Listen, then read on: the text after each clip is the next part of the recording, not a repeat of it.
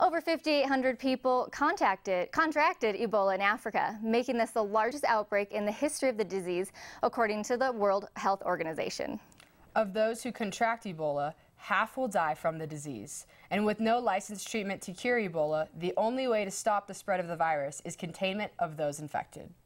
Colleen Sikora talks with NAU professor of microbiology Dr. Nathan Nantho about the virus and the hope of containment in Africa. Hi, I'm here with Dr. Nate Nantho, who's a professor of microbiology here at NAU, who studies infectious diseases and stuff like that. And so, Doctor, I wanted to ask you about the Ebola virus and what it is. And I know a lot of people associate it with hemorrhaging. Is that the reality of most cases? Sure. So the Ebola virus is an envelope virus that infects endothelial cells. The cells of the endothelial cells are those that surround the vasculature, so blood capillaries, vessels, what have you. And so it really does lead to bleeding and internal bleeding. Hemorrhaging occurs in about 20% of cases, less than 20% of cases. And the vast majority of folks that are infected suffer from high fever, vomiting, diarrhea, and then internal bleeding. Wow. And I know that this is affecting a lot of people over in Liberia. And so President Obama has sent over, military to set up joint force headquarters and creating 17 new treatment centers.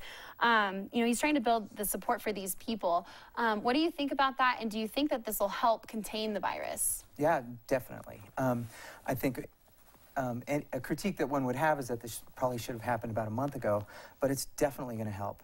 Something that's unique about this particular outbreak is that it's occurring in large city centers, and so really what they want to do is curb the ability of infected individuals to travel to different places. So there was one example where some infected individuals showed up in Lagos, Nigeria, one of the largest cities in Africa, and came into contact with other folks, causing infection. So it's definitely going to help, and it should be able to curb a lot of the infection and the spread of that infection throughout the world internationally. Great, and that's great news, especially for here in the U.S. I know that we have about 4 cases here. Do you think that that's going to spread to where we have an epidemic here? Not at all.